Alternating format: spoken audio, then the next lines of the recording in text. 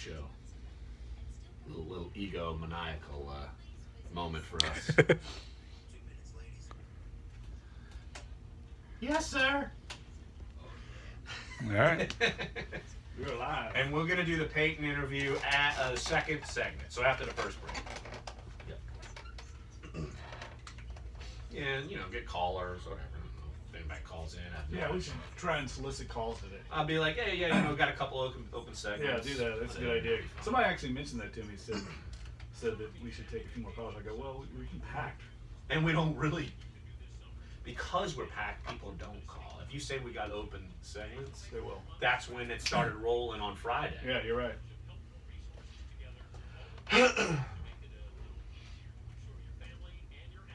Todd, I'm walking in the corner first time able to listen to Oh, Dunc Holder. Todd's birthday today. It's on Facebook, and so is Sean Fazan. We should mention that. Okay. It's local, big day in local media.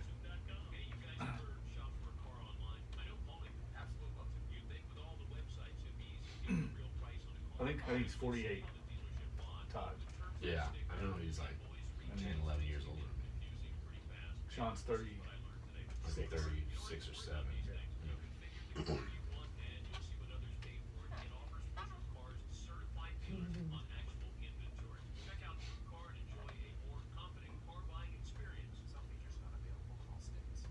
Yeah, he just got back from Ireland.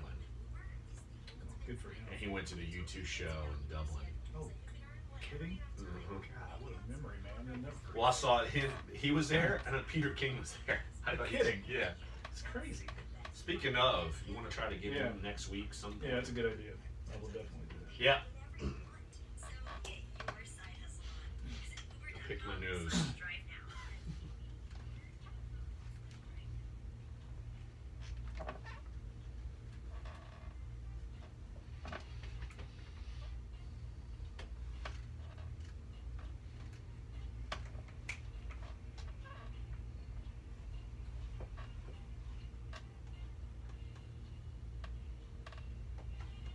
Dunc and Holder, back at you on this Tuesday, July 25th here in New Orleans. Thankfully, yesterday's 15-minute show was only from yesterday. So we have a full show today for you today. Of course, you're listening to us on Sports 1280. You can check us out on NOLA.com and our YouTube live stream. You can also hear us on the iHeartRadio app and 100.1 FM HD2. And we're going to have some open segments today. So I'll throw out the phone number right now, 504-260-1280. You can also jump in on Twitter, at Larry Holder, at Jeff Duncan _. And Jeff, training camp's coming. A lot of Saints news coming out yesterday. Ironically, right after we got off the horn with Sean Payton, who's on the show. We're actually going to replay that interview because, again, we had a 15-minute show yesterday, and we're going to replay what he had to say. And we had no reaction to what he had to say because we had to leave. So we're going to replay that and kind of give us, give you guys our thoughts on that. But yeah, Jeff, lots of movable parts that happened yesterday after we got off the air. Saints making a lot of moves, and that's predictable right before training camp because players report Wednesday, start practicing on Thursday. Yeah, and one of the big ones, of course, you asked Sean Payton yesterday about Willie Snead and his availability for training camp, and of course that question was answered very quickly. Willie Snead signing his tender and going to report to camp, and our colleague Josh Katzenstein reporting that, talked to Willie Snead about that. So it looks like they're going to have pretty much a full roster except for the guys that Payton mentioned that'll be on the PUP, and that there's good news and bad news in that. It's not a big number, but it's some key players on both lines will not be available to practice. Right, and it kind of makes for a juggling act. Sean Payton told us yesterday it's Ryan Armstead, Max Unger was going to be on the physically unable to perform list, otherwise known as PUP. Of course they were. Sanio Calamete's on there, and that kind of makes for an interesting dynamic because Sanio is a utility guy. You could play him at center, you could play him at guard.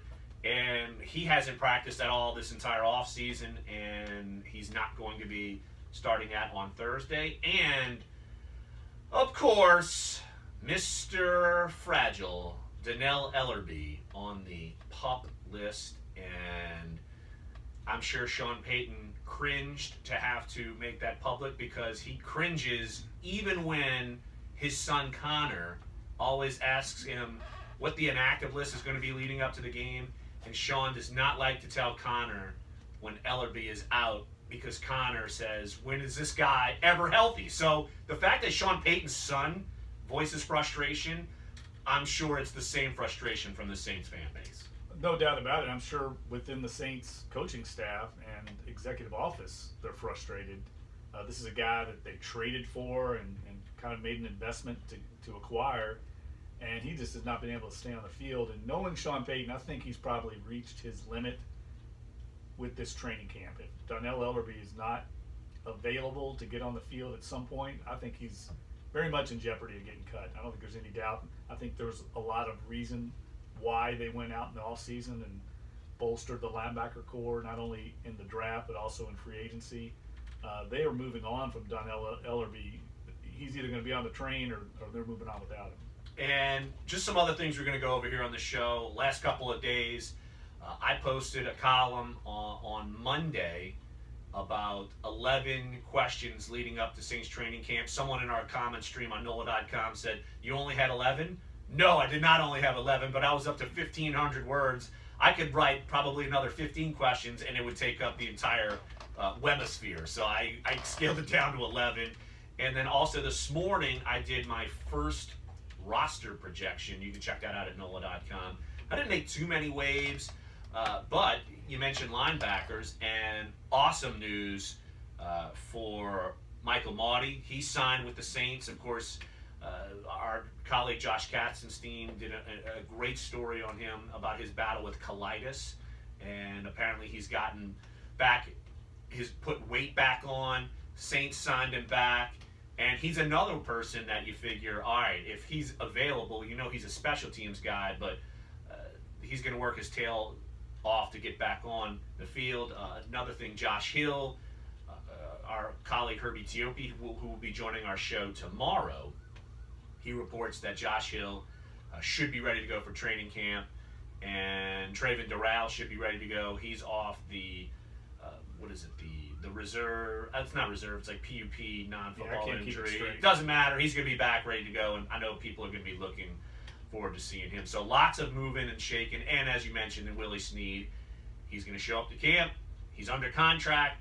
I'm sure they hope to get a deal done where they could tear it up, but right now he's under contract, 1 year, $615,000, and there's a reason why if you're Willie Snead, you go out and change agents. He now has Drew Rosenhaus as his agent, so they're gearing up to get a contract battle going. Yeah, and I'm sure they'll cross that bridge at some point with Mickey Loomis. Like we said the other day, they have a really good relationship, actually. Drew Rosenhaus has represented a number of Saints players, as he has just about every team in the league. I don't think that's going to be an issue. The Saints clearly value Willie Snead, and having moved on from Brandon Cooks, they've got to re-sign him at some point. I mean, and he's not going to be that expensive, I don't think. I would be surprised if they didn't reach a long-term agreement at some point, and I don't think it's going to be a protracted situation at all. I think both sides know that they're best with each other, but very much like Drew Brees. Willie Snead, I think if he were to move on, I don't know what kind of impact he would have on another roster, to be honest with you. I think he fits perfectly in this system. And if you're the Saints, you're certainly confident you're going to get a deal done with Snead, or you don't trade Brandon Cooks. Right. You'd be in huge trouble going forward, because Michael Thomas is going to be your number one receiver, Willie Snead's your number two, Ted Ginn's number three, and then whoever falls in the line after that falls in the line after that. But I think there's a clear hierarchy, and it's different than what we've seen in the past, and that's some of the things that we are going to be following this training camp. Well, look, I mentioned it yesterday. You mentioned it in your 11 questions about camp.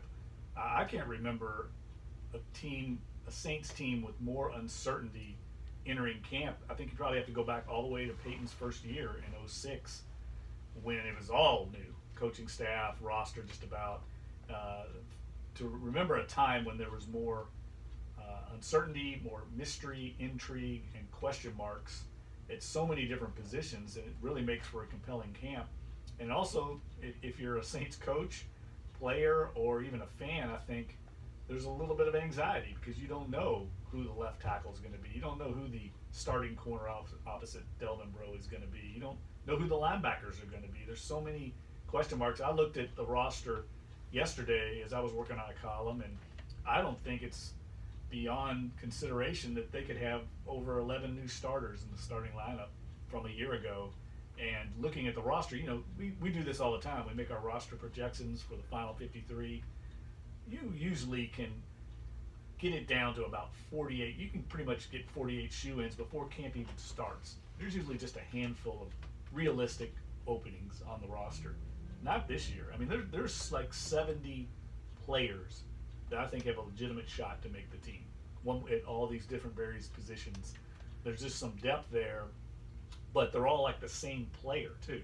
Like the linebacker core. Who knows who's going to be in there? It wouldn't surprise me if any of them got cut. It wouldn't surprise me if any of them started. There's that much parity in the depth chart, and I think there's a number of positions like that. And you look at the injury situation, that comes to play. When you look at the offensive line, which guys do you keep because you don't know which guys are going to be available? You know Teron Armstead's not going to be available. Is Max Unger going to be available?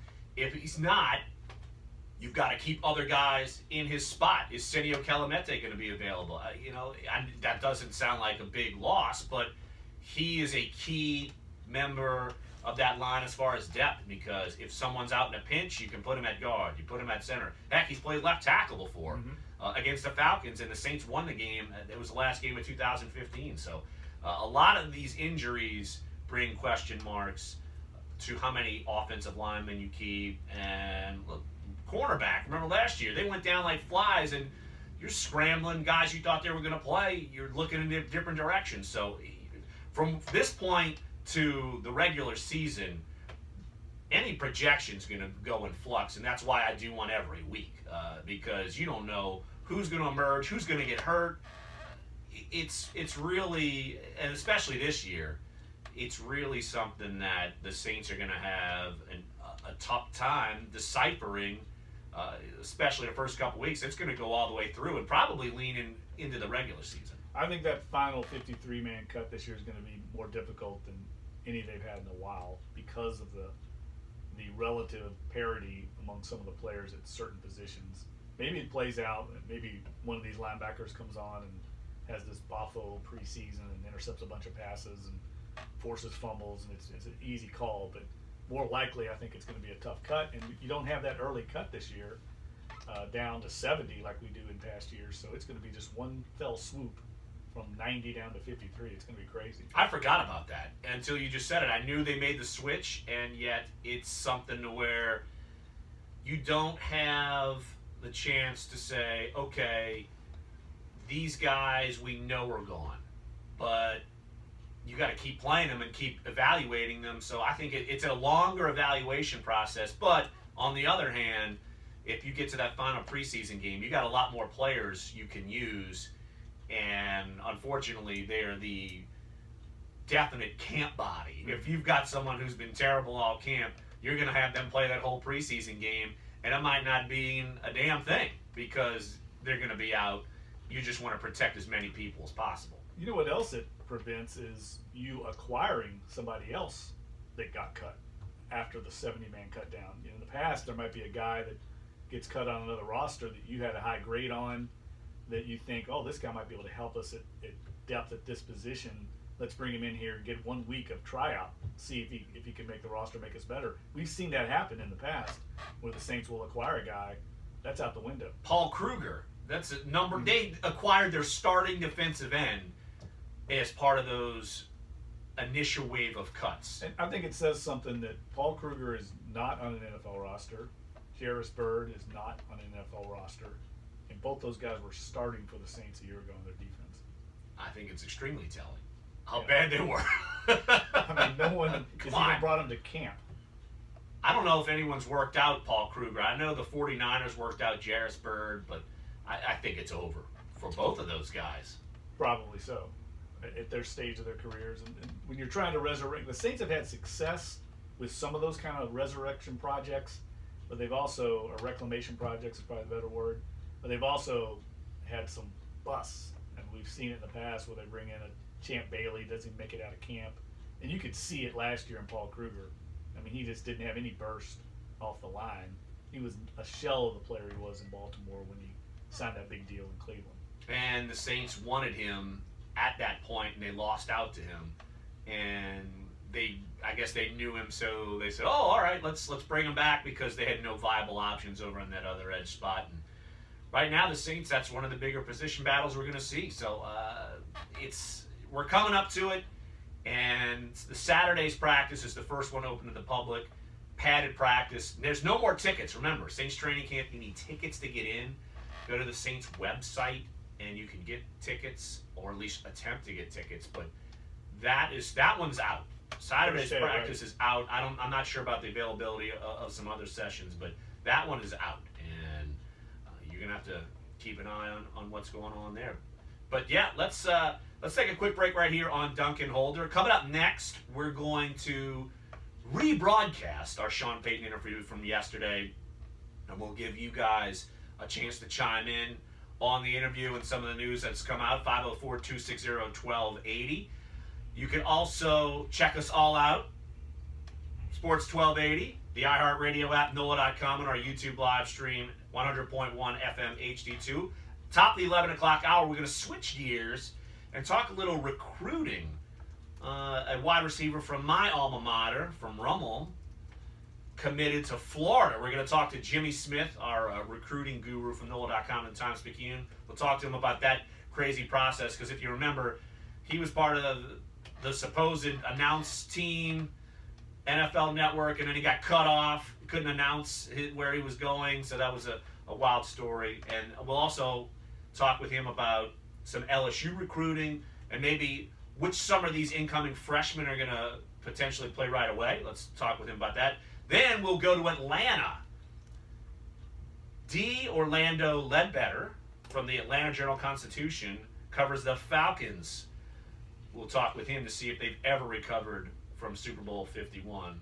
I'm going to assume no chance at all. And Darryl will be honest. He's always honest about the it. D is for Darryl. He just thinks D. Orlando Ledbetter is a cool byline. He switched to it 4 or 5 years ago? Right. And he was always Darryl, so. I know. He'll just be D. Heavy D up in Atlanta. So come on back, Dunc and Holder. So can you do me a favor? Can you slide? I'm just looking at the feed here. Yeah. Can you slide a little to the right so we can see it better? I just want to see. I just realized it'd be easier for you to move than me to move. Is it better? That's perfect. Okay? Yeah, it's fine. Okay, yeah. Yeah, that's perfect. We're actually getting questions Okay. in YouTube, so we'll address one of these questions. Yep. Guy asked about the receiver core. It feels like it's the depth is really shaky there. Yep. Driving with Uber is the ultimate side hustle. It totally fits around your schedule, so you can earn whenever you have time. Maybe that's before breakfast on Sundays. Maybe that's after work on Mondays. Yeah, let him know we'll do it, not this segment, but Here's the other equally best part. next. Yeah, I told him. I said the next segment or two. Okay. Whenever you want. So get your side hustle on. Visit uber.com/drive now. That's uber.com/drive now. The worldwide phenomena is back. Our 2017 iHeartRadio Music Festival hosted by Ryan Seacrest. September 22nd and 23rd. Bad precedent, Jeff. You got this thing working. Bad precedent. I know. I just realized that. Bad precedent. We are. Means they're going to expect me to do it. Last time I touched anything you had to do, it blew up. Forgot about that. Oh yeah, what are we gonna do that tomorrow? We probably need to do it, dude. Look at that look. Look. Okay. Why don't we hold off, to the because next off day will be Tuesday Nothing refreshes in like training nice camp. cold Mhm. Why don't we do it then? Pepsi. Yeah, it's fine. Okay. Smooth, refreshing. So I just know I don't want to do it. I feel like I'm swamped all week. You have to go sleep. Oh, I've been going to bed before 10, waking up at 6 in the morning to do work. Last 2 mornings, I woke up early to write and got it all posted Right. before the show. But it's also bad because these roster projections, I'm doing them in slideshows, and I'm gonna have to rebuild it every time. Like it's not in like a graphic, and I'm just gonna pop it up. Cool. All right, we're gonna run Peyton here in a minute. Cool.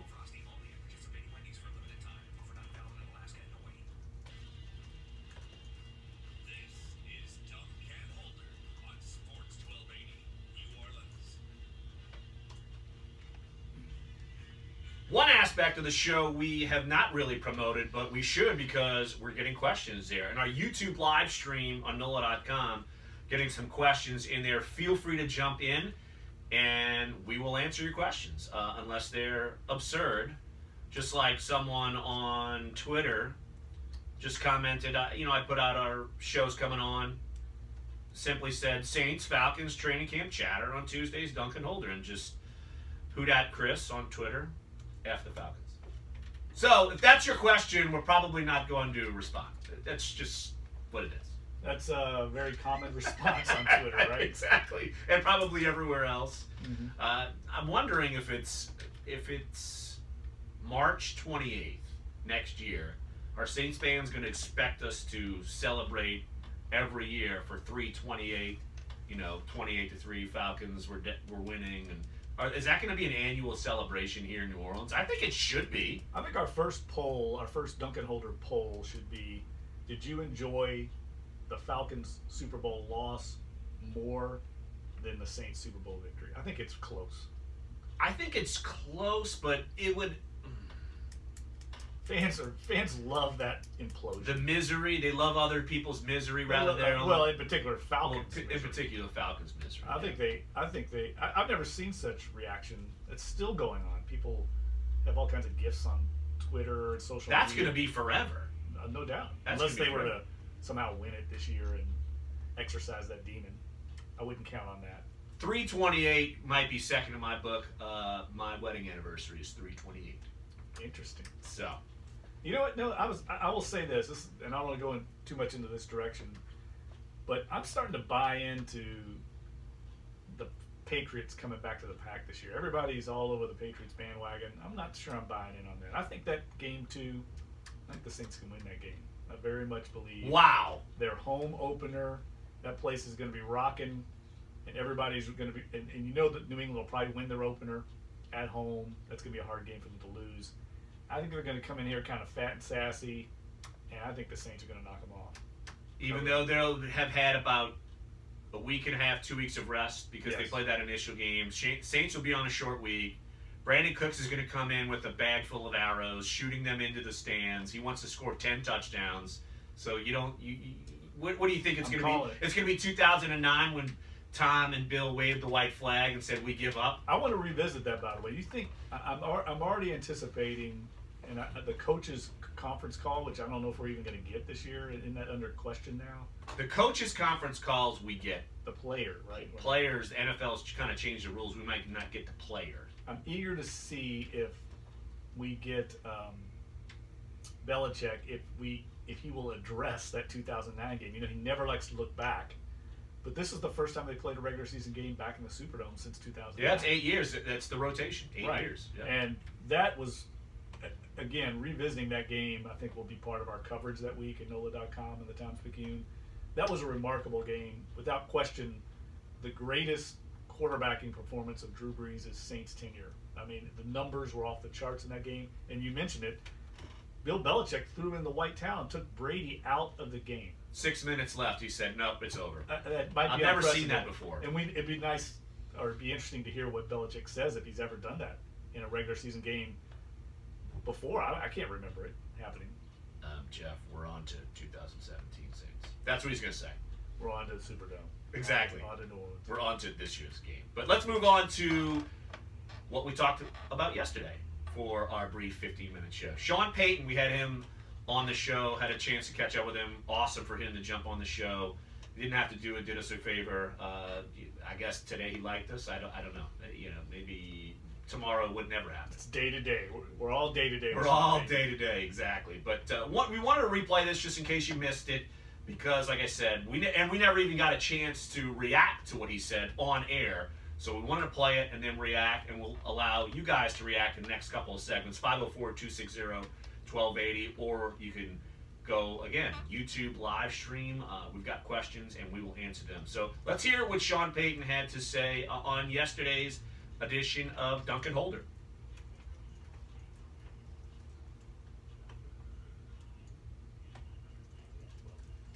Cool.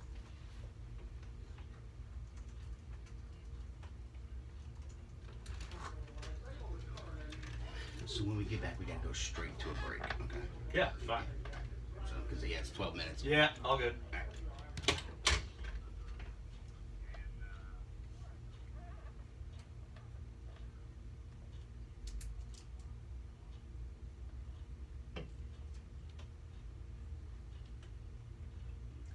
Listen.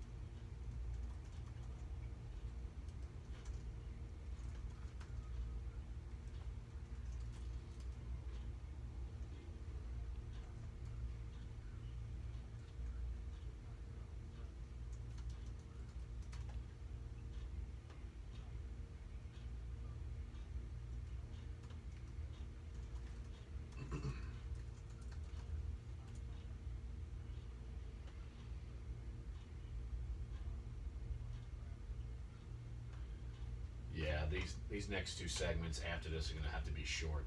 What's it? These next two segments are gonna have to be short. I'm gonna just tell Dave. I'm like, tell me, and we'll go to break. Okay. Because this is gonna be a long segment.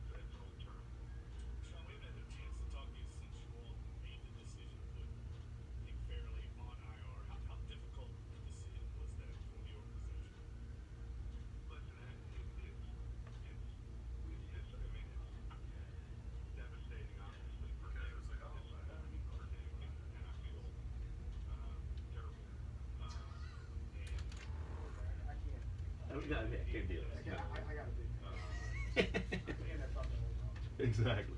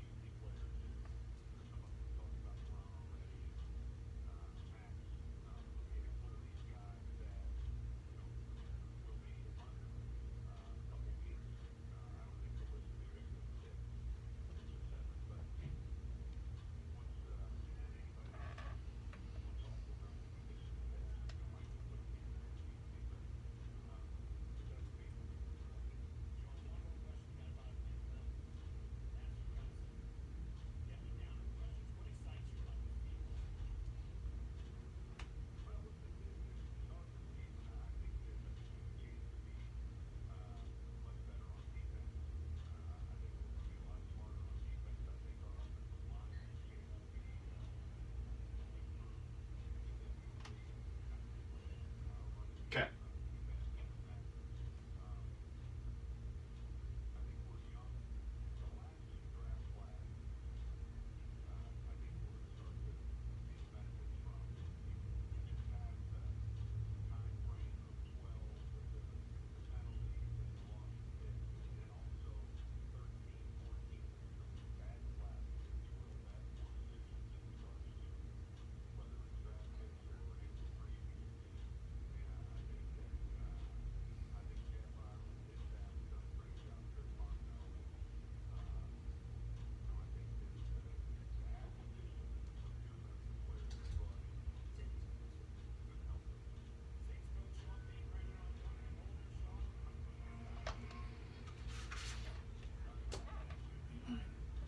That was Sean Payton. When we come back on Dunc and Holder, we take your reaction from all this. 504-260-1280. Again, you could also drop a question in our YouTube live stream on NOLA.com. So come on back, Dunc and Holder. Your forecast on Sports 1280, New Orleans. So we come back, Come talk real quick, Yeah. then another short break or not? Yeah, we're gonna take another one. We'll take a break around 50 or so. Okay. Right. Yeah. So Perfect. yeah. So we're about we'll be 10 on. minutes. Yeah. Probably 10. You know, 7 minutes. 7 minute. 2 7-minute segments probably. Yeah. All right. Yeah. Yeah, at one point I'm going to get to this question this guy asked. Yeah, sure. Just to kind of keep that in the mix. Yeah. Yeah, these guys are all like chatting to each other now. It's like there's like 5 of them in there talking to each other. Cool. We should cut out that little I know. just play that. We should play that as like the Marcus soundbite thing that he loves. If somebody calls in, we can just Dave hit that. I don't know. Try it for yourself. Buy Frigo online at revolutionwear.com. The revolution starts below. AutoZone presents the oil change. Regular oil changes protect your engine from wear and tear, helping your car roll well beyond the 100,000 mile mark. And right now, you can get 5 quarts of Valvoline conventional motor oil and an STP filter for just $23.99. So visit your local AutoZone. With over 5,000 locations, the right supplies and good advice are just around the corner. Let's get you what you need. See store for restrictions and details. Concur does what might seem impossible for your business. It makes employees happy and finance happy. How? Well, employees love automated expense reports and invoices they can submit and approve from anywhere. And finance loves that they have full visibility into employee spend. Plus, Concur integrates with leading finance systems. Concur makes the process better for everyone. Concur. Expense, travel, invoice. Learn more at concur.com. Yeah, you got 30 seconds. Yeah, dude. Sounds great in my beats. Love this music. I'm going to request another Beastie Boys at some point. We need some Beasties. You could always do that. We need to get our poster up too. I'll put that up. Yes. We We should. got They didn't see it. Oh, We yeah. got the poster. gotta We show got the it. Morton Anderson poster. Yeah, we got to show that to them. Oh, that's good.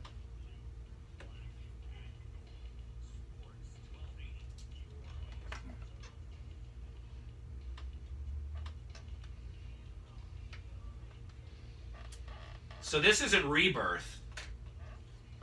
No. Rebirth Brass Band's version of Casanova. Maybe they're playing this one. Maybe. Rebirth was last night, and their standing gig at the Maple Leaf. I was invited, but couldn't make it out that late. Now that you have to get up and do stuff I early. actually have a job. Bright-eyed and bushy-tailed at 10 a.m. Yeah. But want to thank Channel 4, Channel 6, Channel 8, of course that's WWL, WDSU, and WVUE, for all of their coverage of yesterday's Dunc and Holder show. All of our storylines were on all of their sportscasts. So, look, at least someone's paying attention, right? Well, it's the first time we've heard from Sean Payton since, minicamp? So we were the first people to wrestle him into the local media subculture or ecosphere, if you will. And of course, it was a borderline disaster. If you watched any of our YouTube live segment, from which Jeff reminded me of yesterday, I'll just put it to you this way: Jeff couldn't hear through his headphones. We're about 30 seconds from the show. You got to see how the sausage is made in radio. When there's mass panic, you figure it out right before an interview happens, and then you're good. It was Keystone Cops Light, but it all came together. Of course, as it always does. It came together, yeah. There was some doubt there, I have to admit. No doubt. 504-260-1280 is the number. Got a couple of segments open until we get to the 11 o'clock hour. Got a couple of guests. Jimmy Smith from NOLA.com and Times Picayune. We're talking recruiting. And D. Orlando Ledbetter from the Atlanta Journal-Constitution, who is currently touring the Mercedes-Benz Stadium. He's putting pictures up. He's in a yellow vest, a hard hat in the press box.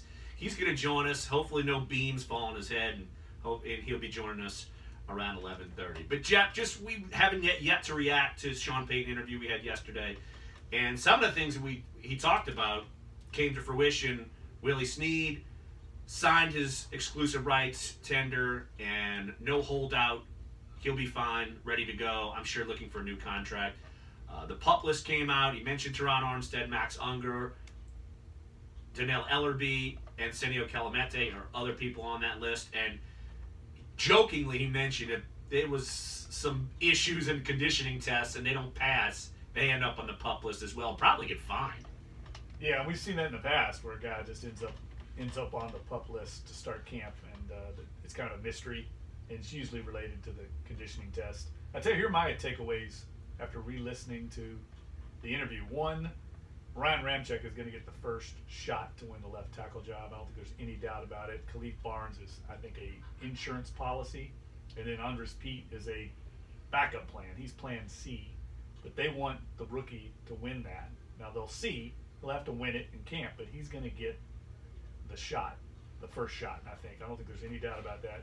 The other takeaway is Nick Fairley is done. His career is over. I think that's pretty clear. Now, there's still some things that they're going to have to hash out contractually, but they're moving on. I think it was pretty clear. You know, he was much more candid about that than Mickey Loomis was when we talked to him last week, and it's a very unfortunate situation, but just the fact that he's on IR right now, I think some people question, well, maybe he'll get another diagnosis, he can come back. Didn't sound like that from Sean Payton. You could just kind of hear in his voice that he was taken aback and felt hurt for Nick Fairley, because this isn't something that the Saints wanted to do. They wanted him part of the team. They wanted to pay him his contract. They wanted to see him succeed, and you can't mess with something like this. This isn't a broken bone or something. You can't mess with this. No, and it's so unfortunate in so many ways.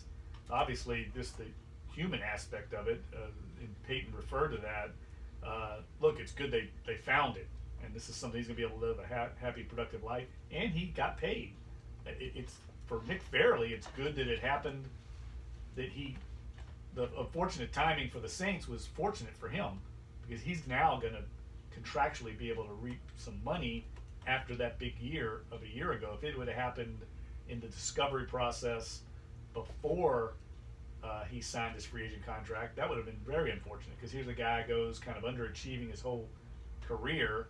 He finally has a breakout year, and then he discovers he's on the verge of signing a big deal, and then they discover this heart condition, and he never gets to realize the big payday. Yeah, no one would have signed him. Nobody. No, No. That's what I'm saying. So at least in some ways, it was fortunate for him. It's very unfortunate for the Saints, because they're going to have to pay a guy that isn't going to produce for them this year. Jeff, why don't we go to the YouTube Live comment section? I know we got a question in there. Again, 504-260-1280. We're going to take your questions, have a few open segments this show, and jump into our YouTube Live comment stream, and we'll field some questions in there. Well, yeah, Mike Hobbs asks about the wide receiver position. We've had fans ask us this in the past. He wants to know about the talent in the mix. He thinks there's a little more question marks at receiver than most other people believe.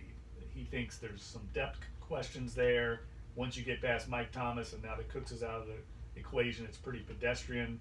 That's a good point. And if somebody goes down there, for instance, if Mike Thomas goes down, that is a pretty pedestrian wide receiver core. But I think the Saints feel better about some of the players beyond the top 2 or 3 than maybe most people do. For instance, Brandon Coleman. I think they feel like he's got big-time potential. Corey Fuller, the former draft pick of the Detroit Lions, who comes in here, I think he was a 4th-round draft pick, showed some flashes in training camp. Some of these guys are going to have to step up, and they're going to get a lot of reps, I think, in the preseason.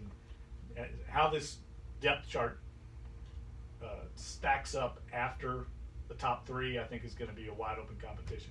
I think if Michael Thomas were to ever miss a game, you're in massive trouble. Right. You wouldn't have been normally last year because you had 1 and 1A. You don't have that anymore. It's a clear hierarchy. It's Michael Thomas 1, Willie Snead 2, Ted Ginn 3. I always equate him to Devery Henderson, and I think that's going to be the same going forward. I think Brandon Coleman,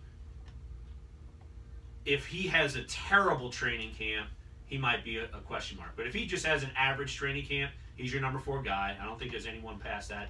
And then on my roster projection, that's up on NOLA.com right now, the only other receiver I kept was Jake Lampman. Wow. Special teams, he made the roster there last year. I kept it light at wide receiver, relatively speaking. And I went a little heavier at running back. I actually kept Travaris Cadet because I figure for right now, you still need an insurance policy as a returner with Kamara and Ted Ginn. You never know. So could there be some shifting there? Yeah. But do the Saints have other guys that could potentially make this roster? Sure. You mentioned Corey Fuller, but to me right now, I've seen veterans come in like Josh Morgan a few years ago. You're like, okay, he can make the team. But if he can't contribute in special teams, he's like your fifth receiver. You can't keep him around. Another guy like Jordan Williams-Lambert, who's been around the team for the last couple of years, 6'3", 228, someone you could still develop. Maybe he can emerge. So that's someone you could look at there. Some of the other names that are on this roster, Tommy Lee Lewis, I think he's going to have to be insanely good to sniff this roster again. And then you have guys like Rashard Lawrence, Justin Thomas, who's a former quarterback at Georgia Tech. So, and Trayvon Doral, you have him as well. So that's something that I know a lot of people are expecting him to get on this team, but I don't know. The depth, it's not as receiver heavy where if Willie Snead's your number 3 option, you're in really good shape. I would say this, though. For the most part, throughout the tenure, the Saints have looked pretty pedestrian talent-wise at wide receiver, and they always produce. They have yet to have a Pro Bowl wide receiver in the entire Peyton Breeze era, and yet they always rank in the top 5 in offense. You can thank Drew Brees for that. One more segment on hour number 1, 504-260-1280. You can listen to us at Sports 1280, the iHeartRadio app, NOLA.com, and 100.1 FM HD2. We're Dunc and Holder.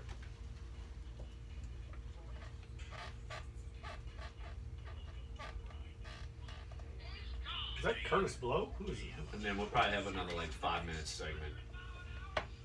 Yeah, about 5 minutes. Yeah, you know what? That's a really good point. If Mike Thomas goes down, They're toast. they're done. Yes. I mean, they have no threat. I was kind of thinking, okay, what if you had, the Lions, you had Calvin Johnson, but you also had, Golden Tate, you had some other guy, who was it? Something Lewis, not Marvin Lewis. I don't know. Yeah, they had Lewis. That last year they did. Yeah. But some of these other teams that have number 1 receivers, did the Cowboys survive some time without Des Bryant? They did. That's when you have to use Kamara, and you'd have to change it up and run the ball. Yeah.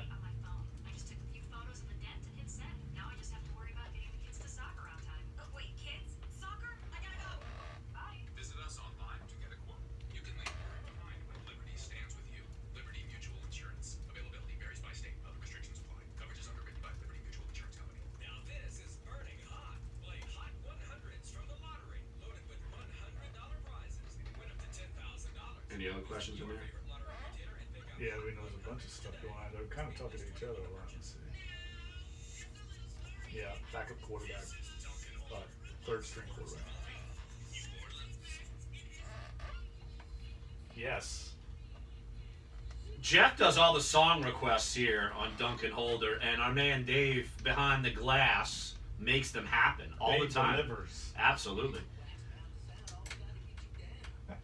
I couldn't say that 3 times fast. I don't know what you just said, but it sounded smooth.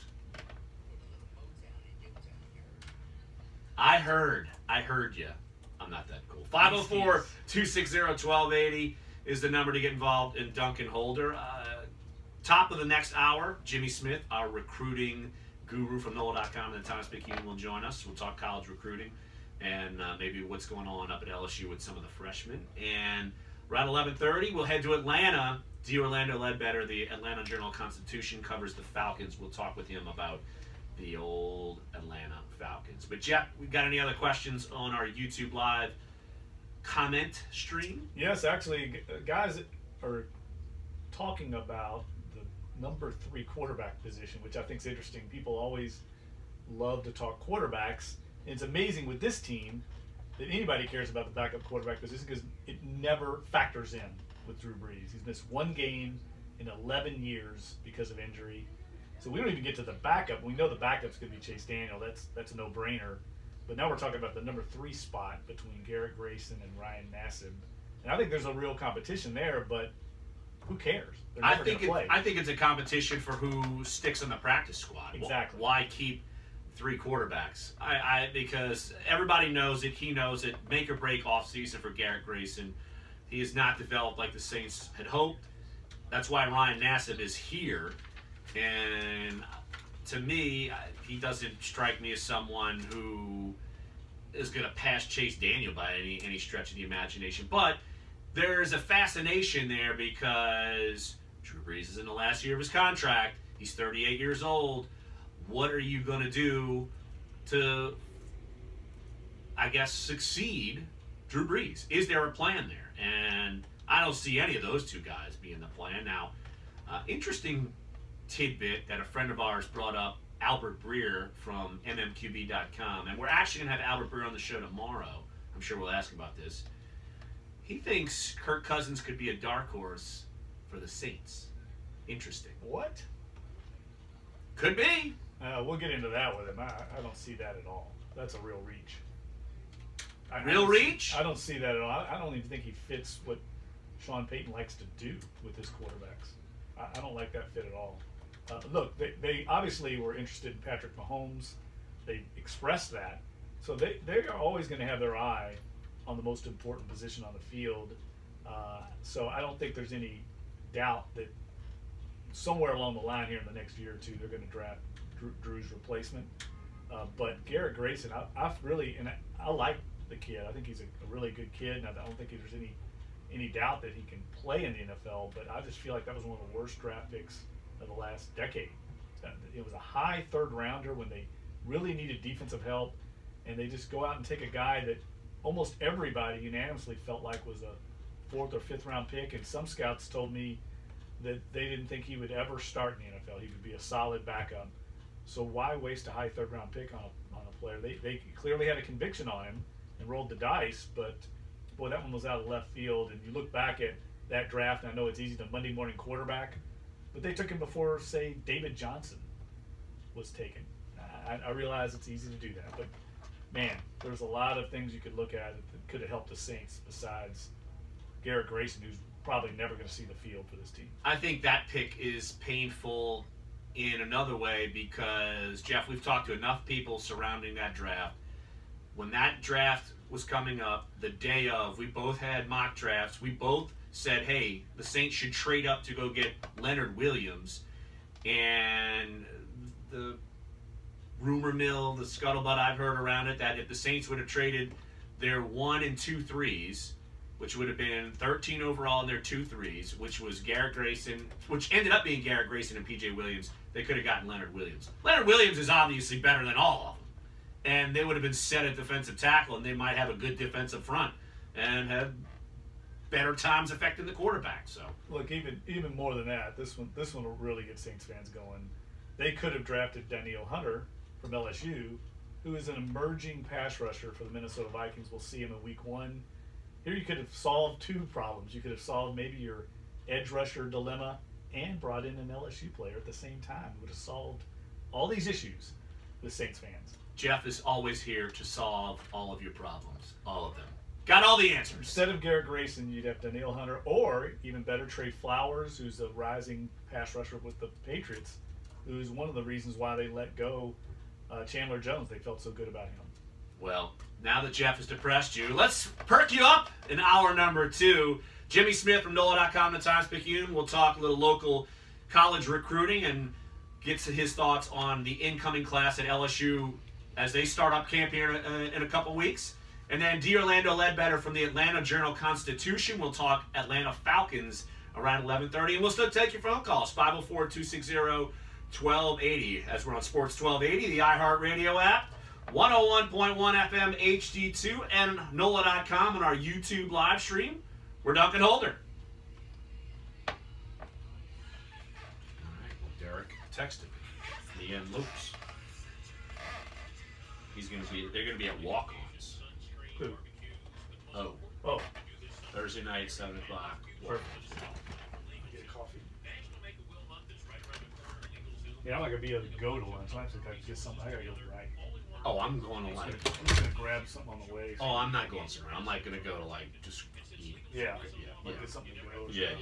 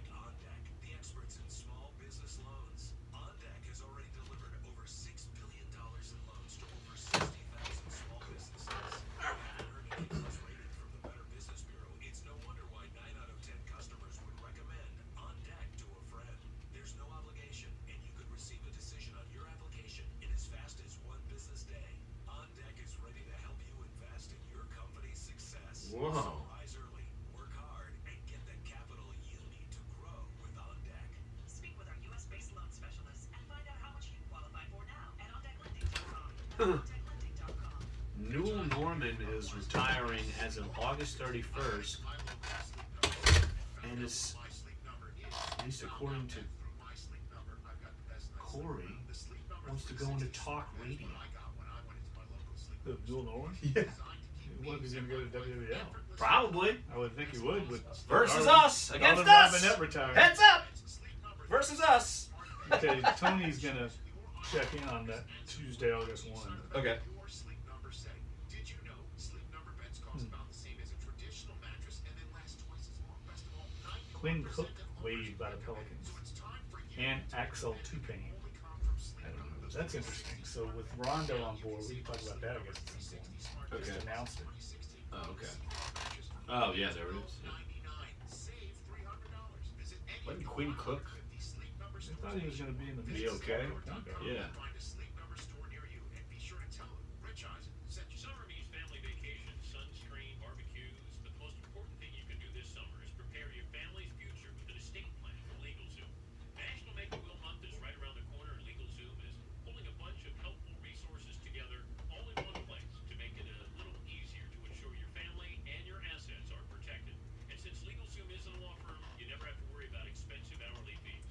Check out LegalZoom.com for special offers and save more entering Patrick at checkout. Need to make it legal? Make it LegalZoom.com. Honda's having a summer party called the Honda Summerbration Sales Event, where there are great deals on the 2017 Accord.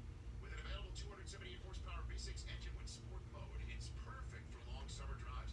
Plus, it has adaptive cruise control, a system that helps you maintain a safe following distance even if the driver in front of you changes speed. But you better hurry to your local Honda dealer because, like summer, the Honda Summerbration Sales Event will not last long. Don't wait. Check out the Honda Summerbration Sales Didn't Event. LSU sign 2 quarterbacks? Yeah, Miles they signed, Brennan and who They else? signed that guy. Narcisse or something? Yeah, Lowell Narcisse. Narcisse. All right. Yeah. I'm gonna like. You can ask him about those guys. I'm gonna let you kind of. Yeah. I don't know shit. Yeah. Well, I mean, we can ask him about. I was going to bring up the Tulane stuff. You know, they got 3 local commitments. You know, like they're recruiting more locally. I'll chime in when I feel like I can ask a very generic thing. I need to. That's the problem. I need to like now. I need to be on top of everything. That's the problem. Yeah, I texted him saying we'd call him right after 11. I didn't respond. Just call him. I mean, if he flakes out, I'll never have him on the show. He needs all the pub he can get. Yeah, he's definitely mercurial. Yeah.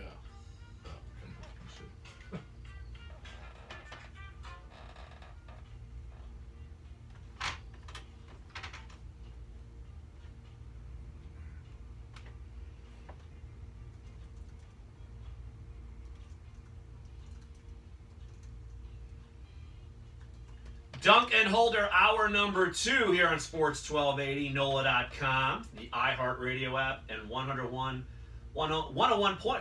FM HD2. Having a good time here on Dunc and Holder. Coming up here shortly, we'll have Jimmy Smith, NOLA.com, the Times-Picayune recruiting reporter. Lots going on in recruiting news. Always stuff going on in college football recruiting news. And then around 11:30, we will have D. Orlando Ledbetter from the Atlanta Journal-Constitution. He covers the Atlanta Falcons. And we'll check in on them as they head into training camp, and we'll see if they'll ever recover from losing Super Bowl 51. Saints fans hope no, and I wouldn't be surprised if that's the answer. No. Total Super Bowl hangover where they finished 6-10. Do you see it, Jeff? I tell you, it was interesting. We'll ask Daryl about it, but they are really, obviously, look, they made the Super Bowl. There's reason to be optimistic, but Tom Dimitroff, the general manager, the colleague of Daryl Ledbetter, Jeff Schultz, caught up with him yesterday, and Tom Dimitroff was just so fired up about their defense, the changes they made on their defense, especially in the defensive line. They're so good on defensive line. They didn't re-sign Dwight Free, who had actually a pretty good year for them last year, and is on the street right now. Somebody, I think, at some point will get desperate for pass rush help, and I bet they sign Freeney. He's one of those guys you can bring in and plug and play. I'm surprised the Saints fans aren't screaming for him. You know, they probably are. I bet the Saints even inquired about him. But I think at this stage of his career, he wants to go somewhere where he feels like he can win a Super Bowl ring. And I'm not sure the Saints qualify right now. Oh, the truth hurts, unfortunately. A little reality check there. Exactly. Join us right here on Dunc and Holder, making his first appearance, which I assume of many more down the line. Jimmy Smith, he covers recruiting and all things college football for us at NOLA.com and the Times-Picayune. Jimmy, how are you this morning?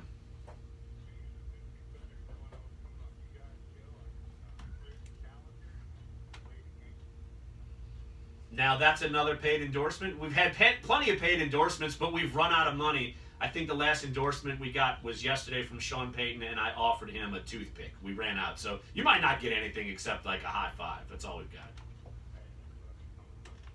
There might be a NOLA.com Times-Picayune travel mug. Or a Dunc and Holder t-shirt you can wear in front of your friends. We're waiting on those.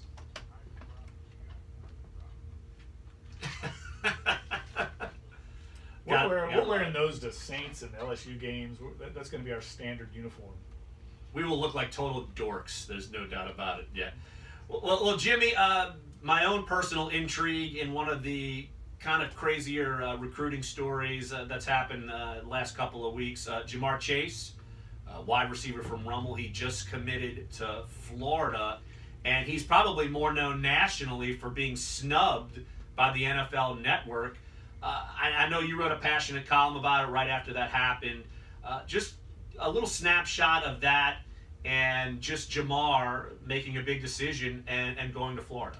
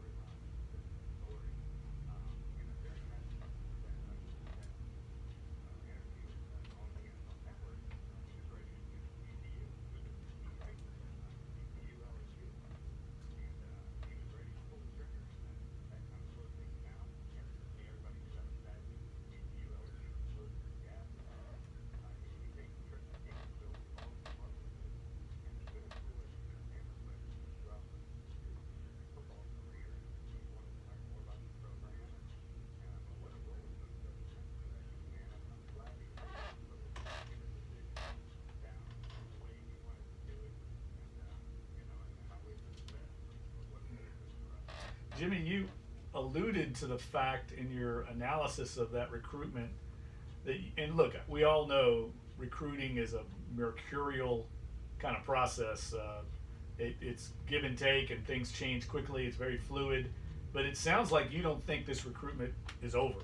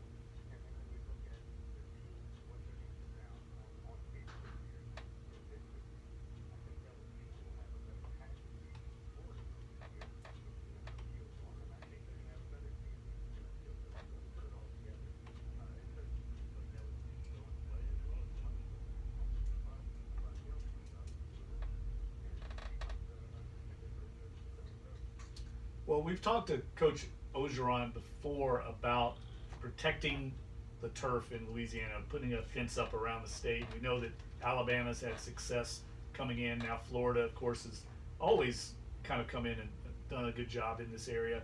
But I'm curious your thoughts on why is TCU making inroads here? Obviously, they've done a good job. They've got the #2 prospect in the state, according to your Nifty 50, Justin Rogers, quarterback out of Parkway, and they were close with Jamar Chase. What are they doing, and does that surprise you that they're having success?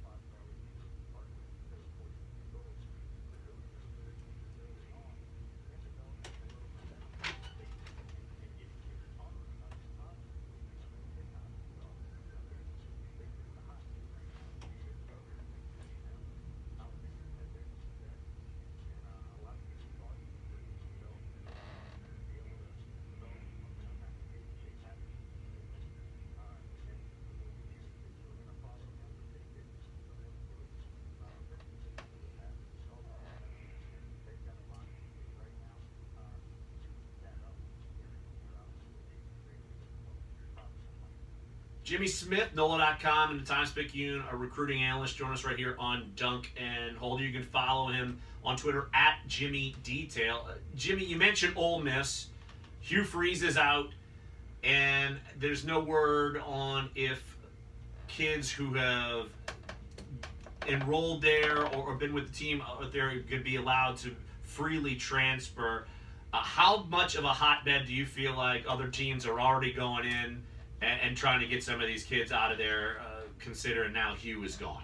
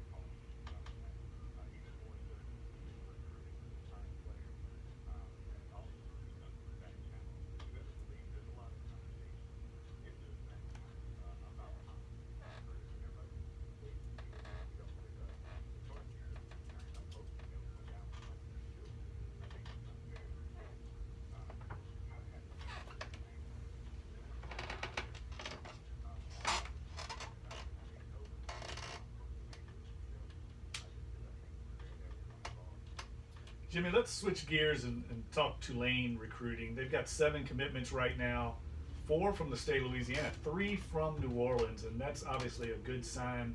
It was something they didn't do in Willie Fritz's initial season. What do you attribute that to? Is just a greater focus by the program locally?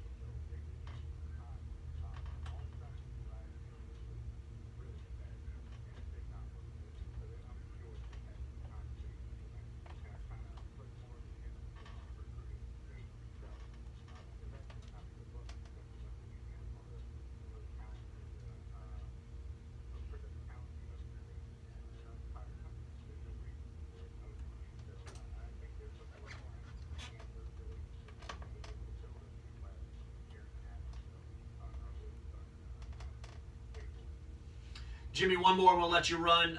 Of the recruiting class that LSU just got as far as going into camp, who are some of the kids you feel like can most contribute right away for Ed Ogeron?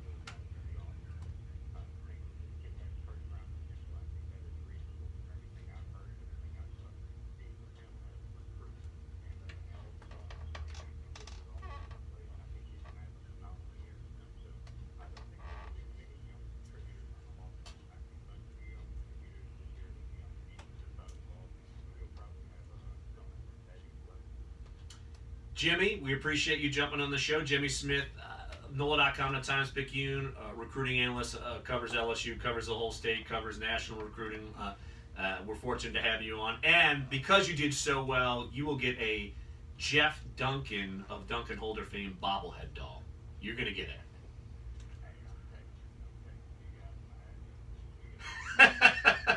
It might get lost in the mail. You never know. You never know. So, hey, Jimmy, appreciate the time, bud. You got it. Yep. Jimmy Smith at Jimmy Detail on Twitter as we go to break right here on Duncan Holder. And look, we want to have Jimmy on as often as possible. As you can tell, he knows his stuff, and we are planning on having him on regularly once football season starts, giving you a scouting report on the upcoming recruiting, visiting classes at LSU and Tulane games. So count on him being a regular part of the program. He educates me, and I need all the educating I can get. Thank you, Jeffrey. I put myself down, you put me down all at the same time. That's why we do it. So, got an open segment at 11:30. We're going to have D. Orlando Ledbetter, Atlanta Journal-Constitution, covering the Falcons. But we'll have a couple more open segments, so if you want to get involved in the show, 504-260-1280, or drop us a question on our YouTube live stream comment section. Sports 1280, 101.1 FM HD2, the iHeartRadio app, and NOLA.com. We're Duncan Holder.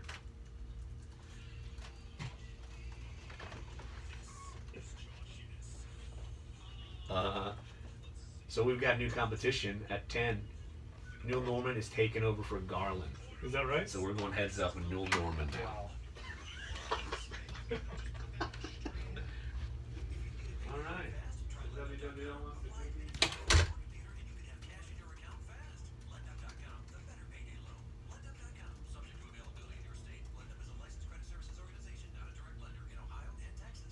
The worldwide phenomena is back. Our 2017 iHeartRadio Music Festival, hosted by Ryan Seacrest.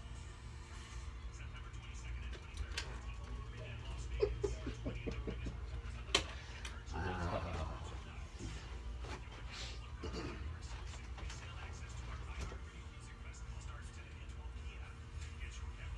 Some guy on the comment stream saying Adrian Peterson's going to run for 200 yards against the Vikings.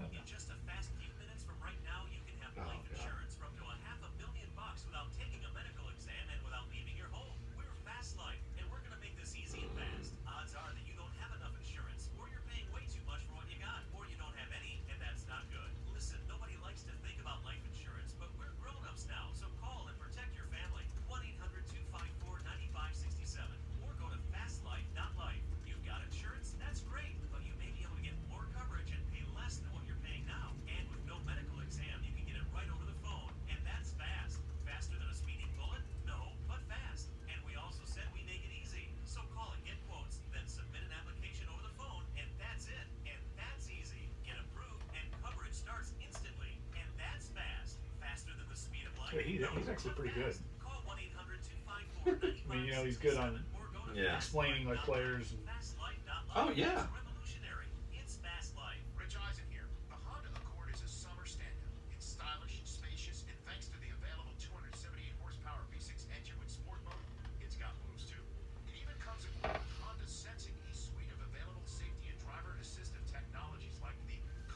cool that we can ask him about the It helps bring the Accord to a stop when it senses that there could about the new stadium, since he's coming right off that. into the Honda Yeah. Celebration sales event where well-qualified buyers can score a hot deal on a 2017 Accord.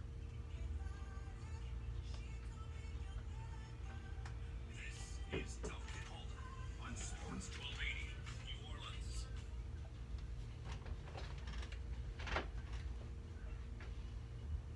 Dunc and Holder back at you. And Jeff, I've been staring at this rolled up poster. All I see is a shred of yellow mesh. That's all I see. Fishnet? Is that fishnet? Fishnet. What? No, what that's not is the this? What is this that you have Should here? we show it to the YouTube live I audience? think we should. Is it work friendly? This is the Beefcake Morton Anderson poster that we talked about the other day. Dave was asking about it. And it's back. Oh my. This is something. Yes. And it is autographed to Mary. Mary Foster, former Associated Press sports writer. What does it say? Here is your sport, Morton Anderson. I think it's the autograph. Here is your... I can't read it. I can't read what it says. But yes, Morton Anderson signed to Mary. Oh, this is beautiful. It's going up in our studio, the first...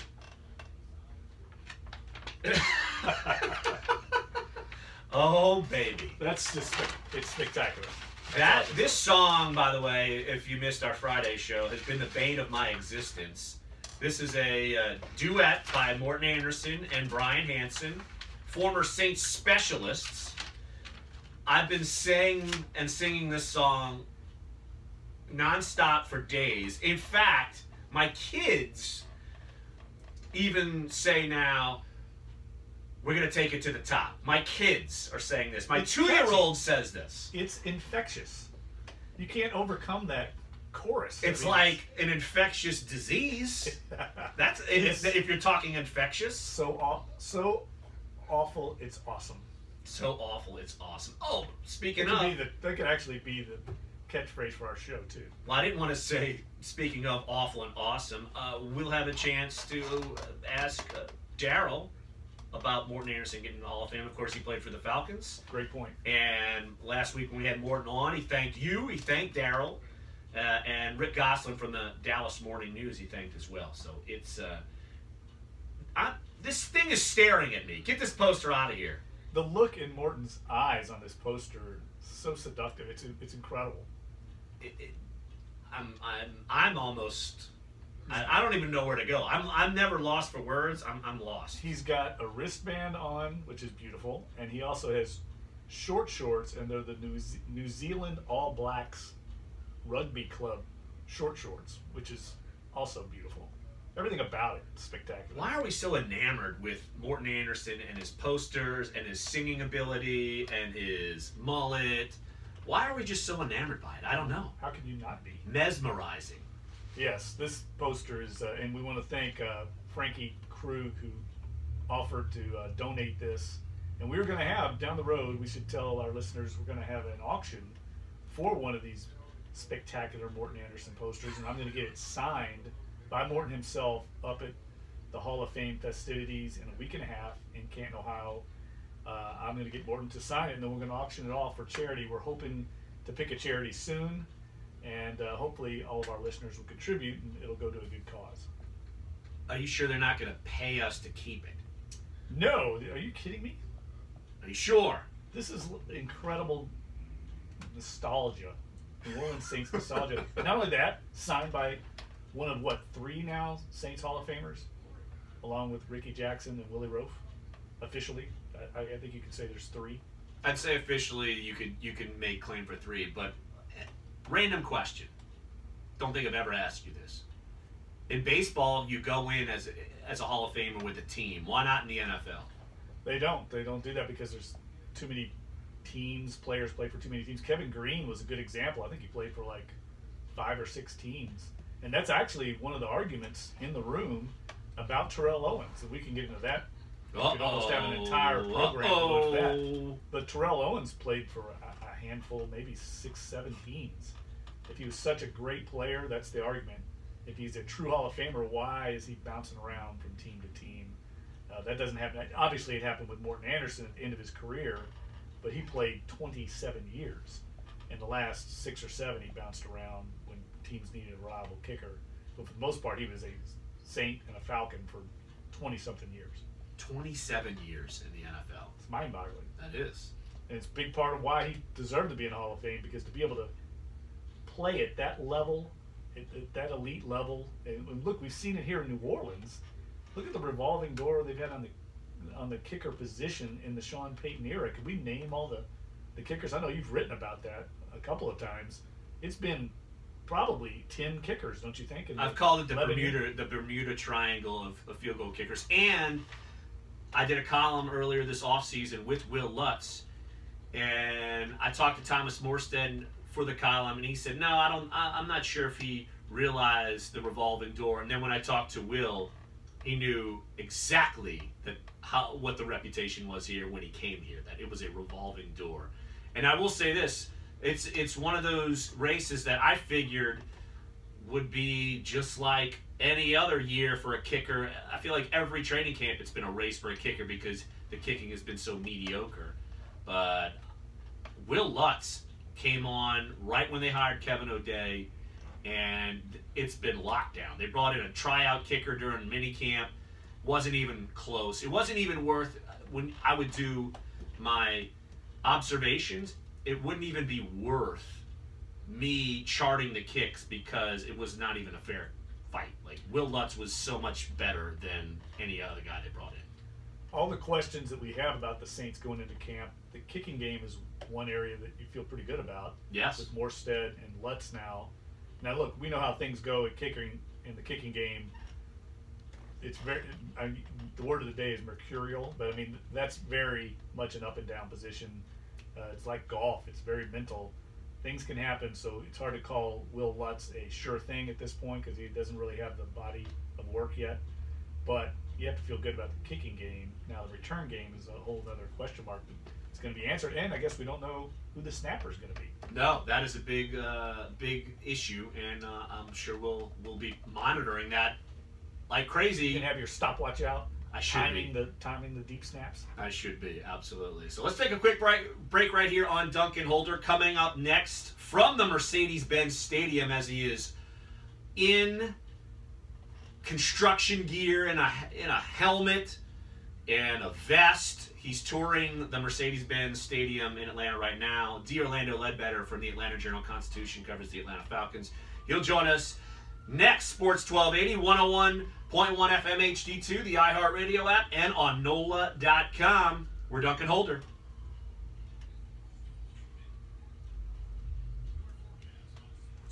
I want to tweet something about Newell coming on. I might tweet our story, and I might just do some emojis like this. Halter top kicker porn, one of the guys called it. Oh my God.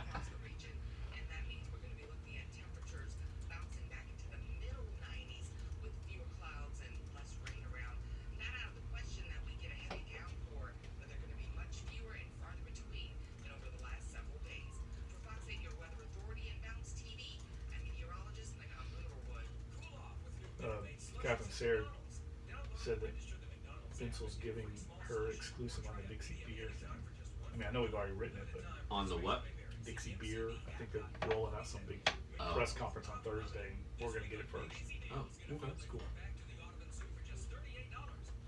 Greg's been extremely. I mean, he loves us. I know what's going on. Maybe ever since Rita put the full page ad in the Advocate. I didn't think about that. Oh, Thomas McKeon, we love you guys. I didn't think about that. So wait, we wanted Daryl here? Right? Yeah. Okay. There's the Falcons truck called up. I need to reacquaint myself.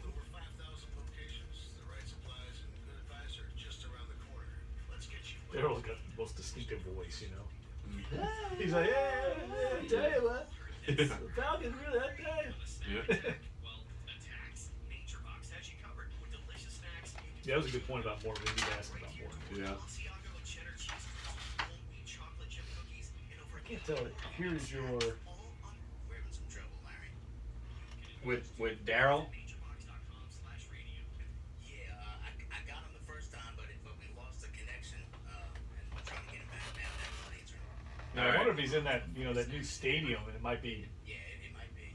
But all right, we only got 20 seconds. I'll try him again. Okay. And the little ones too. Hosting a baby shower?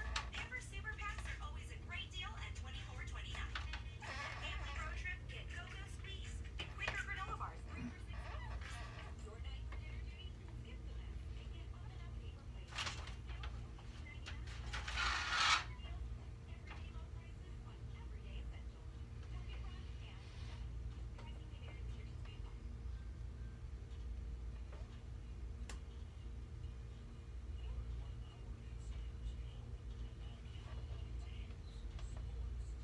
restrictions may apply.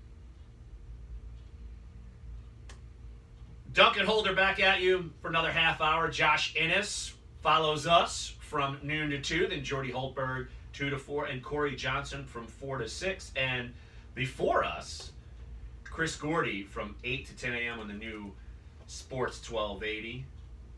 Great format. And actually, Chris just had on Morton Anderson this morning. Good interview. You can go check that out on the website, sports1280.com. And I'm sure if we showed this poster of Morton Anderson to Chris, he might have a different opinion. He may be like starstruck, and all you got to do is look at those big blue eyes, and boy, you're drawn into this poster. Did he take it to the top? I don't think he did like we did on Friday. I'm not sure he did. But yeah, we're going to be talking Falcons here in a second. D. Orlando Ledbetter, we're going to try to get him on from the Atlanta Journal-Constitution. But, Jap, you look at what the Falcons have done this offseason, and I look at their rookie class, and 2 potential players I feel like were probably on the radar for the Saints, and they jumped them. Both times they jumped the Saints to get these guys. Tack McKinley from UCLA.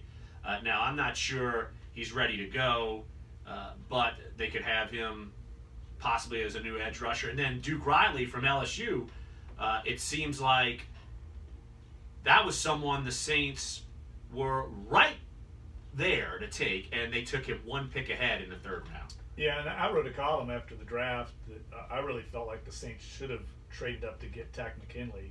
At the end of the 1st round, that second tier of pass rushers were all flying off the board. The Saints had to anticipate that. The Falcons did, and they went up. They traded up to get him. I really felt like they had the ammo to do it. And look, I know hindsight's 20/20 now. The Ramczyk pick looks like a genius, but there was no way to anticipate that Terron Armstead was going to get hurt. They needed a pass rusher in the worst way, and I still don't think they've addressed that adequately. And we're going to find out during the season if that continues to haunt this defense. Join us right here on Dunc and Holder is D. Orlando Ledbetter from the Atlanta Journal-Constitution. Daryl, I hope you are surviving the tour of Mercedes-Benz Stadium. I mean, they're making you wear a hard hat, and you're going up and down elevators. Are you surviving the tour?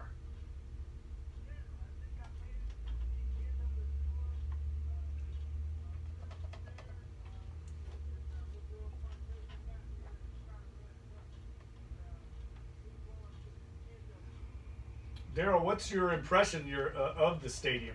I know Saints fans will be curious to hear about this new. It looks incredible from the images we're seeing.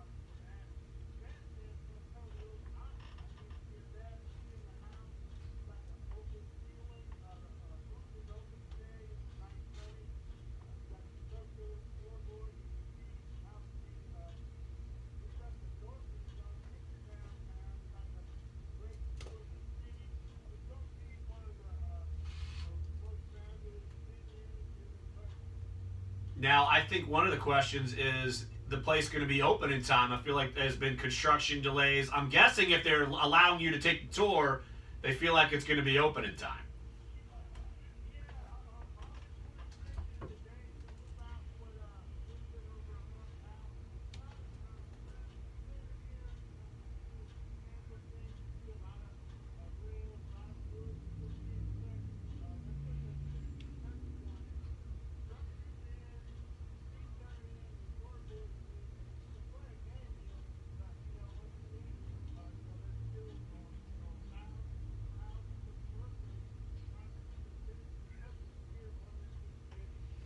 Daryl, the overriding question, obviously, with the Falcons entering camp is, and I'm sure you've addressed it along with your colleagues often this offseason, is the Super Bowl hangover.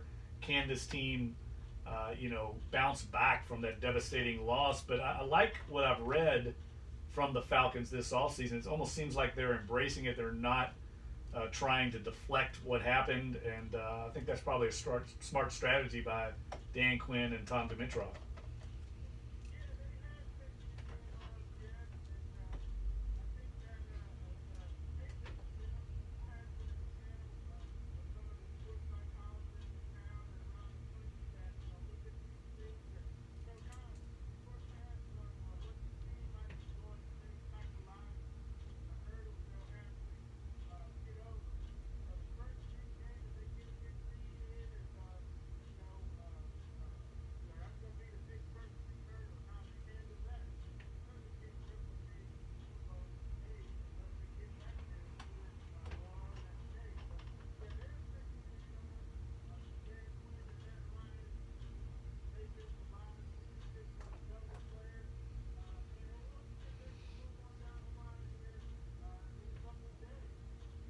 D. Orlando Ledbetter, join us right here on Dunc and Holder.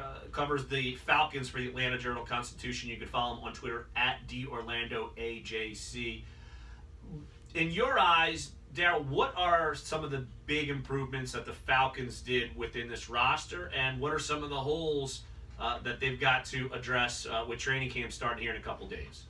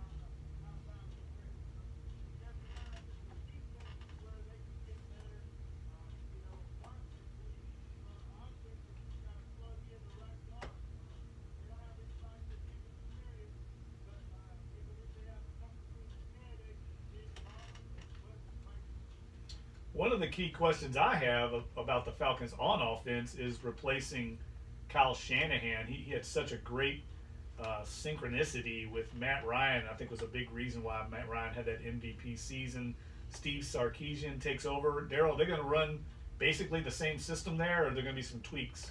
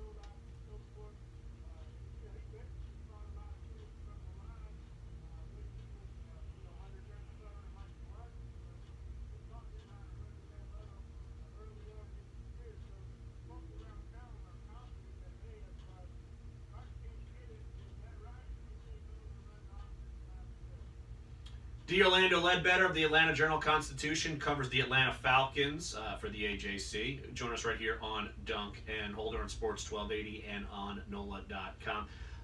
Daryl, we had Morton Anderson on last week, and obviously thrilled that he's going to be in the Hall of Fame.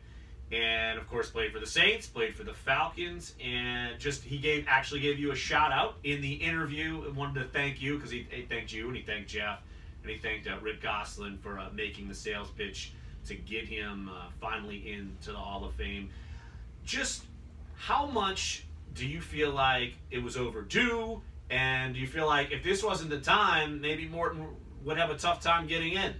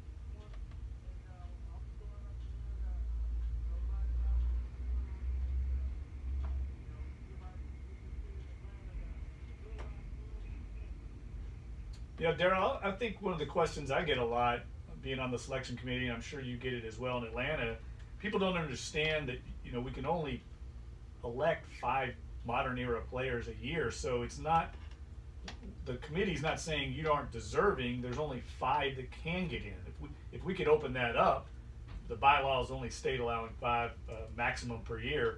I think more players would get in. So it's not necessarily that the selectors are saying this person doesn't deserve to get in. It's almost like a beauty contest. They're all beautiful in that room, and it's hard to really parse who's better between different positions and different eras.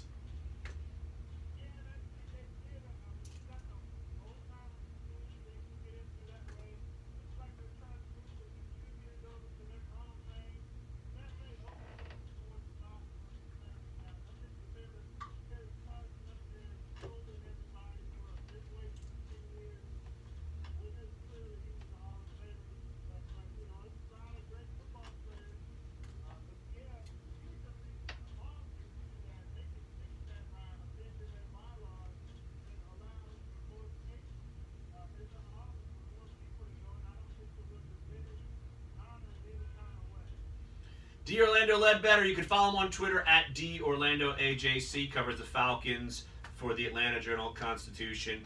Dal, hey, we really appreciate the time. Hurry up and go get that free grub, because that's what we do as sports writers. We try to take advantage of that spread as much as humanly possible, and complain when it's not that good.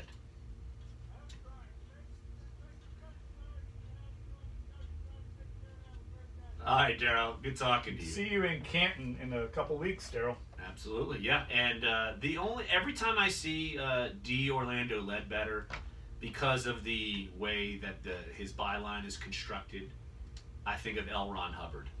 I go straight there. L. Ron Hubbard. I don't know why. I do.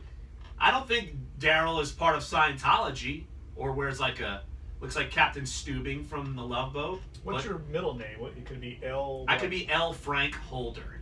There you go. It sounds a lot more sophisticated than Larry I could be or Sir Lawrence. J. Edward Duncan. J. Eddie Duncan. I remember. I don't think she writes for the New York Times anymore. Do you remember Jennifer 8 Lee? And she had her middle wasn't a letter; it was number 8. What? Her No, byline. no. Very distinctive byline. I think that's made up. I think she's like a rapper. No, the byline's interesting. I've always been fascinated by people that don't just use the regular name, their real name. But people say Lawrence, I'm just Larry on the birth certificate, just straight up Larry. I'm not even that proper, just Larry. Yeah, Sir Lawrence. Everyone calls me that, but that's okay. I'll take it. St. Lawrence. I think there's a bar named after you in the city. Another potential sponsor here. I think we've done that once or twice outside of the NOLA.com We're office. fishing. Absolutely. So I want to thank Daryl for joining us on Dunc and Holder. One more segment, open segment, so get your interaction. 504-260-1280, or you can jump in our YouTube live comment section. Listen to us, Sports 1280, 101.1 FM HD2, the iHeartRadio app, and on NOLA.com. We're Dunc and Holder.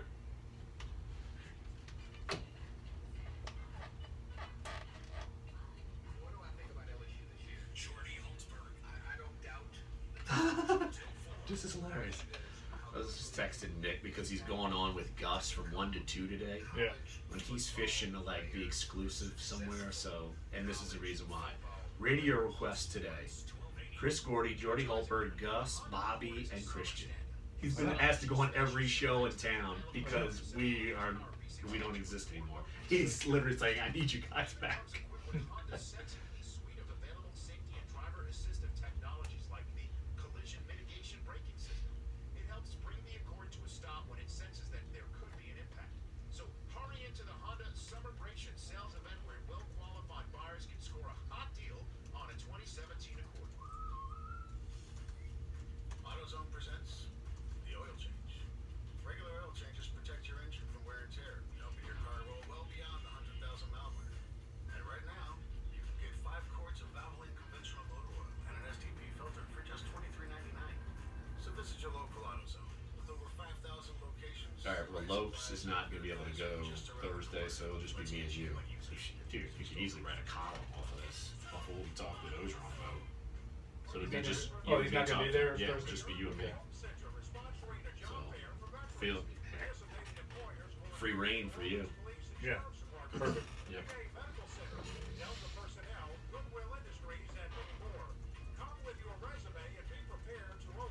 You got any questions in YouTube or no? No. I'll mention the birthdays. I'm gonna do that. Do what now? Todd and Sean. Oh, yeah. Now this is burning hot. Play Hot 100s from the lottery. Well, actually, there might be questions. $100 prizes. Somebody goes, so the Falcons need psychologists to get over the 23 debacle. Of course they do. All right, we're back.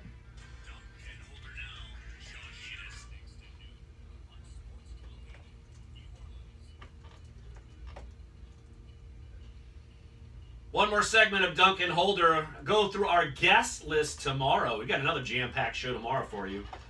Pete Thamel from Yahoo Sports. Just freshly hired Pete Thamel of Yahoo Sports, formerly of Sports Illustrated and the New York Times. Look, he's been covering college sports for seemingly forever, and I think he's like, how old is Pete? He looks like he'd be like somewhere around my age or between. I don't know. I think he's probably 40, somewhere around there. Yeah, he's one of the leading college football writers in America. He's right now, I think, at the Big Ten media days. But we'll talk to him obviously about LSU and the SEC and all things college football. He's one of the top writers in the country, along with Pat Forty, who we had on last week. Absolutely. We'll have Pete on tomorrow, and we'll also have Albert Breer, national football writer for NMQB.com. Used to be on the NFL Network, and a good friend of ours, and he's going to jump on the show. And I'm assuming we're going to bring up Kirk Cousins. He brought it on himself. Might as well bring that back up since apparently the Saints are a dark horse team for him. Yeah, that's a crazy reach, and I'll put him on the spot on that one. Y'all are going to fight. That's a crazy one. I don't know. And look, Albert was just here at the Saints minicamp when we last saw the Saints on the field in June. So we'll get his take on where they are in the pecking order in the NFC, because I think they're a real mystery team this year. And making his Dunc and Holder debut will be Herbie Teope of NOLA.com, the Times-Picayune, covers the Saints. Slightly a fan of Game of Thrones. If you've ever followed him on Twitter, you realize he is a former military and loves Game of Thrones. And he used to cover the Chiefs. If you know 3 things about him, those are the only 3 things you need to know about him. Herbie was not just former military; he was a drill sergeant. I mean, this guy you did not want to mess with. I remember last year we were standing at training camp, of course, in front of the fans, and Herbie was literally on the job maybe a day or two, and someone from the crowd shouts out to him, I forget what title it was. Who was it? Was it Colonel? I mean, Colonel. Your lack of military. I knowledge forget is which showing. one it was. He's, Admiral. I don't know. General Teope. General Teope. I like No, but he yelled out to him, and then, yeah, I'm Private such and such. You were my drill sergeant. That's right. I remember that. And That was crazy. who know? And Herbie was like, "What? Who Small knows world. how many people he's gone like Full Metal Jacket on?" He broke down and built back up. Exactly. Army fashion. Yeah, no, Herbie is not intimidated by Sean Payton, put it that way. No. He's been through a lot worse Yes. in his training. Absolutely. So. And I want to make a shout out real quick. We talked about it during the break. July 25th, today, a couple local media legends' birthdays. Legends in quotes. Todd Graffinini, our cohort in crime, is 48 today, voice of the Tulane Green Wave, and Sean Bazand, our partner at Fox 8, turned 36 today. The Cam Newton of flag football, Sean Bazand. Oh, don't forget, voicing the Tulane Green Wave, and of course, Sports 1280 is your home for Tulane football and men's basketball, so you hear Todd a lot on this station. And we already have the theme queued up. Sounds like an old rendition, or maybe they only have like 8 people in the band. We should do Todd Graffinini impression radio calls. I don't know if we can ever reach that level. Of You hysteria. made Todd more famous than he's ever been last year when you were, or was it 2 years ago? I forget. When you were covering the Oxford Regional, and he made that incredible radio call. You got the call. You put it on NOLA.com, and every outlet in America picked it up. It's probably the most listened to podcast in NOLA.com history. I don't think it's even close. Oh, it was unbelievable. Todd nailed that call, and his unbridled enthusiasm. You can't fake that. Todd loves the Green Wave, and that was an incredible moment. And I'm sure one of his all-time great calls, if not the greatest call he's ever had. Do you know what else happened today? I'm looking at it. No, I don't. According to Sports Illustrated at SI Now, on this day in 1980, Caddyshack was released in theaters. Oh my gosh. So Todd's birthday, Sean Bazan's birthday, it's all on the same day as Caddyshack. I'd take it.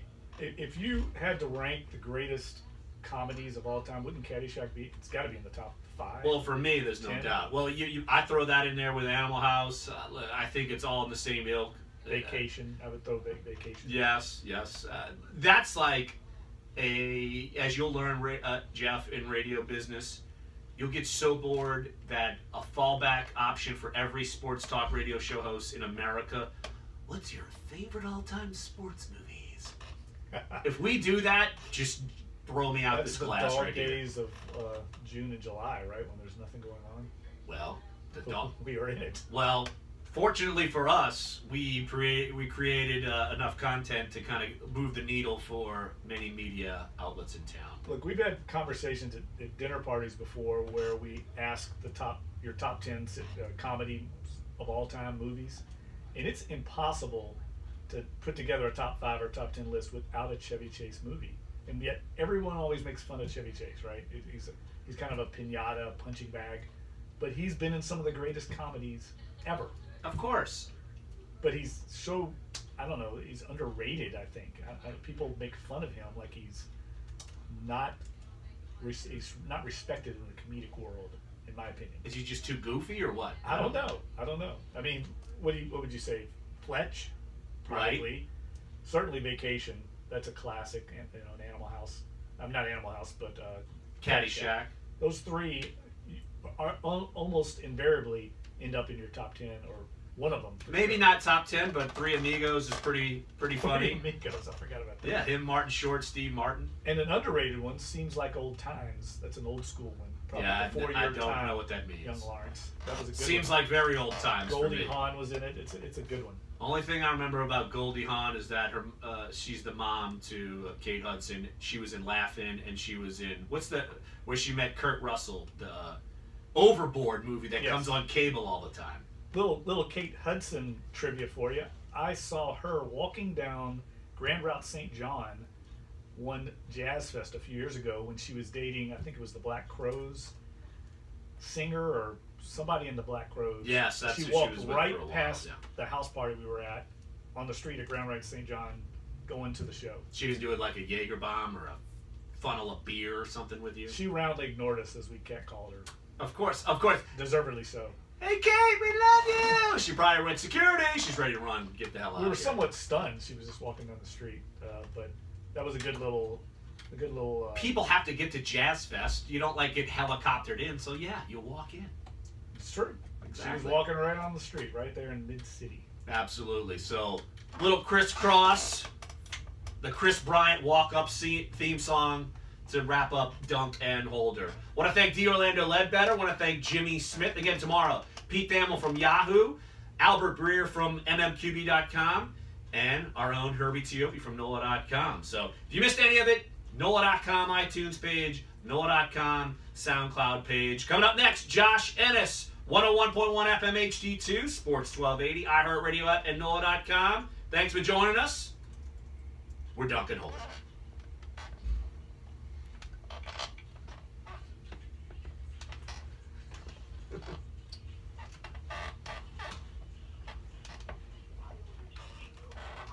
Jump, that's awesome. So this guy was on YouTube from Qatar. Jeez. I know. Wow. He goes, it's bedtime over here. I got to go to bed. Golly. Qatar.